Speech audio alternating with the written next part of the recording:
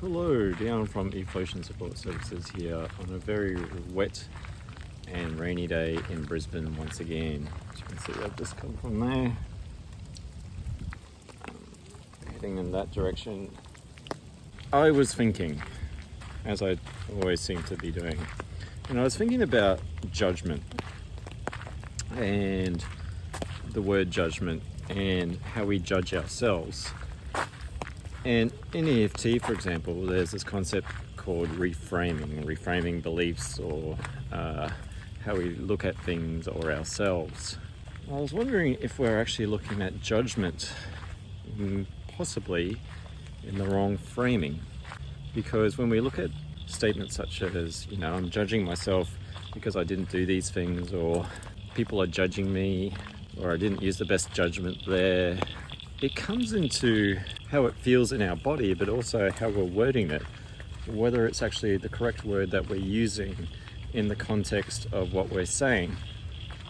And mainly when we use words, sometimes we want to frame things like say you might be feeling sad and you go, well, I'm just feeling depressed today.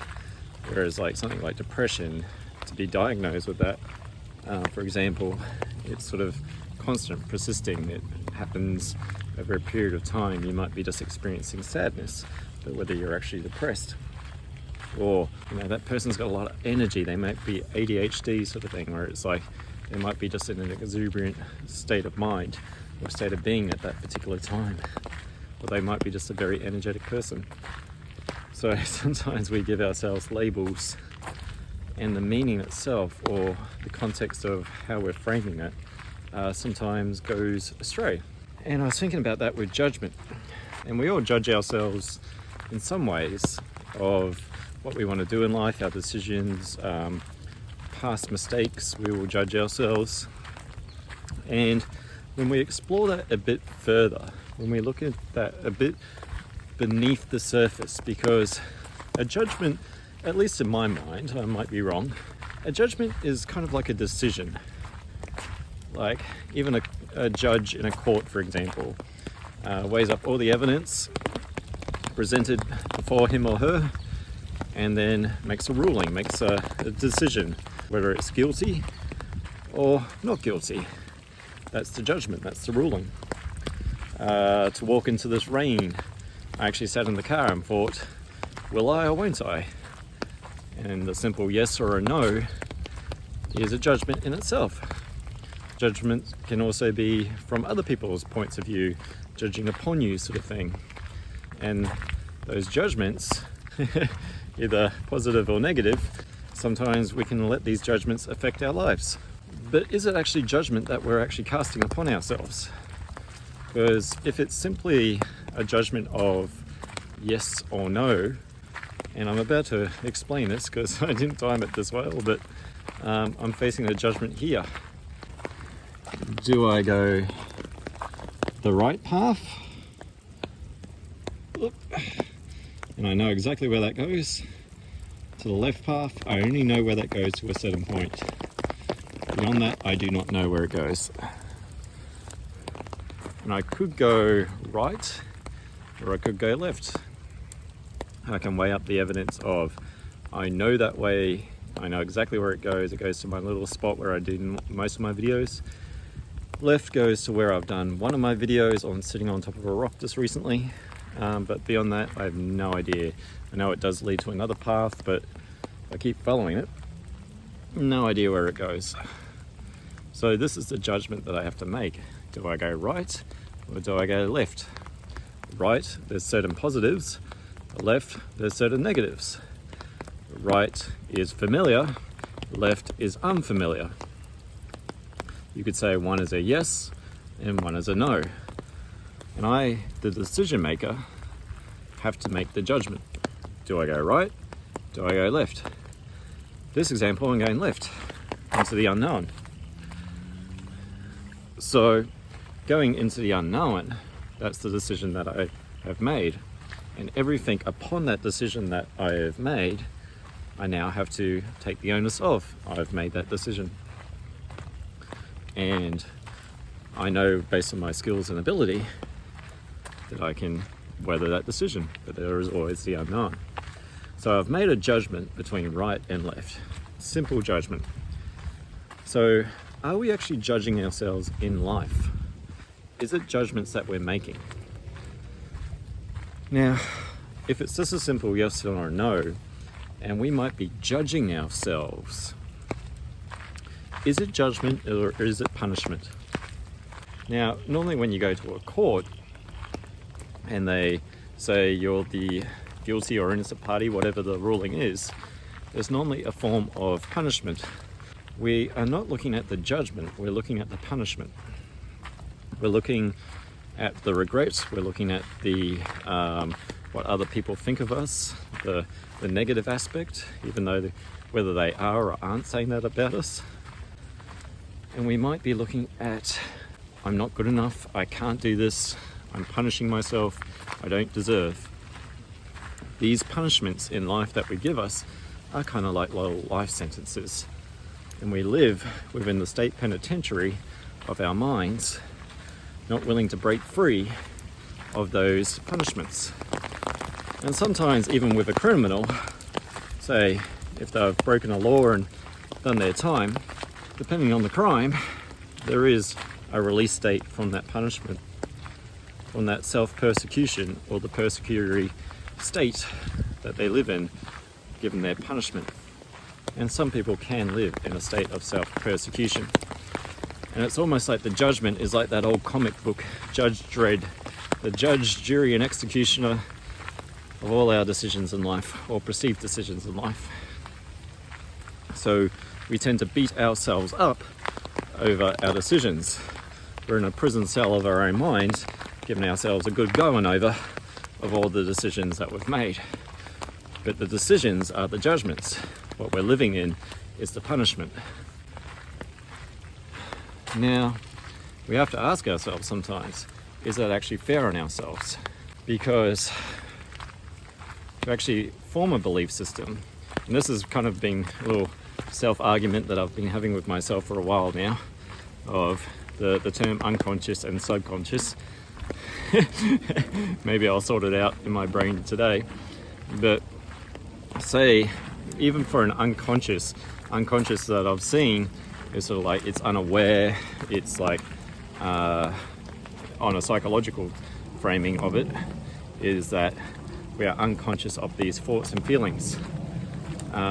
Whereas I was more of the mind that the subconscious is not unconscious, meaning that it's dead, or like when you see a football player get tackled, they normally don't get tackled into their subconscious, they get tackled into their unconscious state. But even for an unconscious state to happen, it takes a conscious state. So our unconscious thoughts are a result of our conscious thoughts. They just live beneath the surface of our consciousness.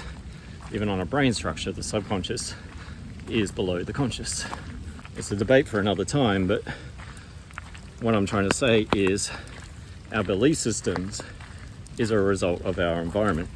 What we are punishing ourselves with is a result of our environment. Once we start to understand that, similar to, say, like with a prison system where they have the rehabilitation, if we look at that, it's rehabiting oneself with new belief systems, new awarenesses of oneself, and starting to change oneself, reframing oneself. But we can't do that in the punishment phase. To even bring in a new habit, I don't know the correct statistics on it, but it takes about 3 weeks to even instill a new habit to become second nature, to be formed within the subconscious, where you no longer have to think about it. Now, no longer thinking about it doesn't mean that it just doesn't go away. It's kind of like the Taoist principle of Wu Wei. It just becomes second nature. You don't have to force, you don't have to write it down 100 times to actually form it as part of your day.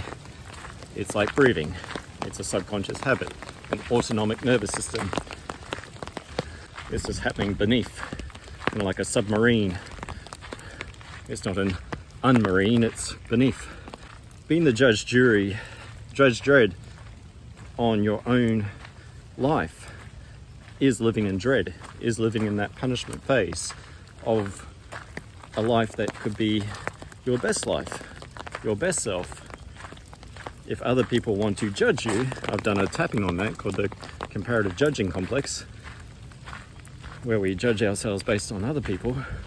But if we're judging ourselves based on other people, we're basing our insecurities on other people's lives. And we can't judge ourselves on other people's lives because that's their life. And how they got to be the way they are is completely different to how you got to be where you are. And it's whether they're presenting that selves of them, their true selves, or just a persona of what they want the world to see. So you could spend your life trying to figure out someone else's life when you could start to free yourself from your own life, from that state of persecution, which I believe is more the judgment that we're framing